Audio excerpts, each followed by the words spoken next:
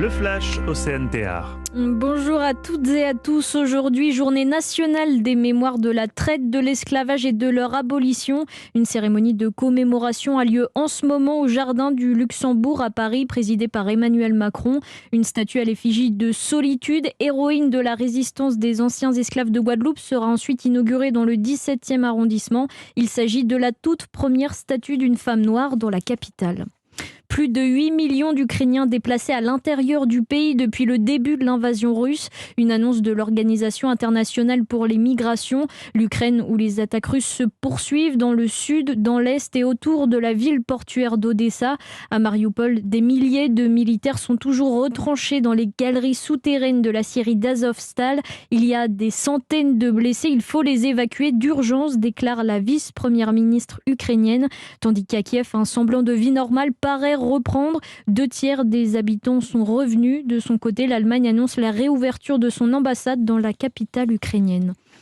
L'Union européenne accuse la Russie de cyberattaque. L'UE affirme que la Russie a volontairement paralysé des satellites 1 heure avant l'invasion de l'Ukraine. Et cela pour brouiller les communications sur le sol ukrainien. C'est la première fois que l'UE prononce de telles accusations, d'après le chef de la diplomatie européenne, Josep Borrell. Une première en 60 ans au Royaume-Uni. Le prince Charles a prononcé ce midi le traditionnel discours du trône au Parlement britannique. Il a remplacé sa mère, Elisabeth II, absente à cause de problèmes de mobilité. Le prince Charles représente déjà la reine lors de cérémonies à l'étranger depuis plusieurs années. En France, photo de famille pour les candidats de la majorité présidentielle aux élections législatives.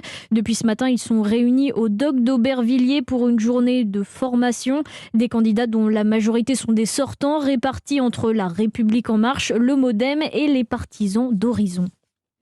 Tandis qu'à gauche, Taha Bouaf se retire, le journaliste et militant se dit victime d'attaques sans précédent, notamment des menaces de mort. Il était candidat à Vénissieux, près de Lyon.